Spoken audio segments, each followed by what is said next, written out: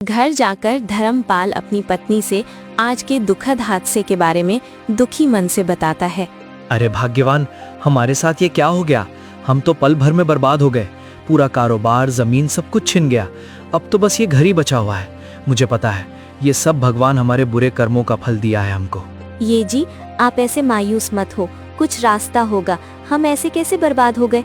और हाँ, आप तो वो दूसरे गांव के जमींदार के साथ व्यापार करते थे ना, उनसे मदद मांगिए ना, वो तो कुछ मदद कर देगा।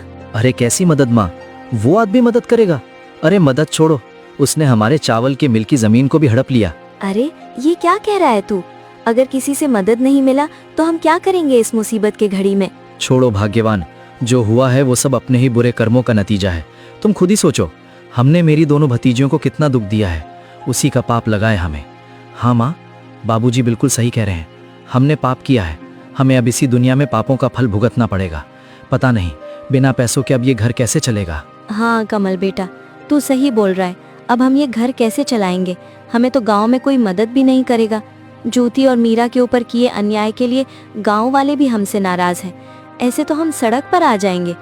ये सब बात करके तीनों बहुत उदास हो जाते हैं और तभी इस उदासी भरे माहौल में विमला बोल पड़ती है। ये जी, मेरे मन में एक विचार आया है। क्यों ना हम ज्योति और मीरा के पास जाकर उनसे मदद मांगे और साथ में उनसे हाथ जोड़ के माफी भी मांग लेंगे। मदद? कैसी मदद माँ? वे दोनों हमारी कैसे मदद करेंगी? उनके पास तो मदद करने के लिए कुछ भी नहीं है और ना ही वे मदद करेंगी। आखिर इतना दुख जो दिया उनको हमने। अरे क्या बोल रही हो तुम, पागल हो गई हो क्या? कितना परेशान किया है उनको। अब किस मुंह से जाऊंगा उनके पास मदद मांगने।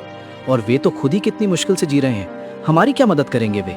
अरे आप लोग थोड़े शांत हो जाइए। हम उनसे पहले दिल से हाथ जोड़कर माफी मांगेंगे और उसके बाद हम उनकी जमीन पर खेती करने की इजाजत मांगेंगे और खेती का जो भी मुनाफा होगा उनको भी आधा देंगे और हमारा भी जैसे तैसे गुजारा हो जाएगा। और हाँ, मैं इस बार लालच में नहीं बोल रही हूँ, मैं बुरी परिस्थितियों के चलते बोल रही हूँ। तुम बात तो ठीक ही कर रही हो। हमें तो कोई मदद करेगा नहीं और हमें तो ज्यादा कुछ काम भी नहीं आता। बस थोड़ा खेती बाड़ी जानता हूँ मैं। और अगर वे लोग मदद के लिए मन जाएं तो कमल भी मेरी खेती में मदद कर देगा। हाँ बाबूजी, मैं करूँगा मदद। चलिए बात करने जाते हैं उनसे। और अगर वे मदद नहीं भी करें तो कम से कम माफी की उम्मीद तो रख ही सकते हैं। ये बोल के तीनों ज्योति और मीरा के घर पहुँचे। चाचा जी, आप लोग अब यहाँ क्या लेने आए हो? चाची, हमारा चावल के मिल पे आग लग गई है। हम तो पूरा बर्बाद हो गए। हाँ, मुझे पता चला आपके बारे में और मुझे इस बात का खेद है। लेकिन आप हमारे पास क्यों आए हो? क्या आपको लगता है कि आग हमने लगाया है? नहीं ज्योति, तू हमें गलत समझ रही है। हम तो तुम दोनों से माफी और मदद की आस ले आए हैं। मदद? कैसी मदद चाची? क्या मदद चाहिए आपको? हम तो खुद ही जैसे तैसे जी रहे हैं और आप किस हक से मदद मांग रहे हो? हम हैं ही कौन आप लोगों के? बिमला ने गिड़गिड़ाते हुए ज्योति और मीरा को सब कुछ बताया। और ये सब बात होते समय धर्मपाल और कमल शर्मा से अपनी सिर झुका लिया था। मीरा बिमला की बात सुन के बोली, हम मदद करेंगे चाची, जो हुआ सो हुआ। आखिर आप लोग हमारी चाचा चाची हैं, हम आपके साथ हैं। क्या बोल रही तू मीरा? पागल हो गई है क्या? भूल गई कितना दुख दिया है इन लोगों ने हमें? और हमारे बुरे समय में ये लोग कहाँ थे? अब क्यों मदद करेंगे हम इनकी?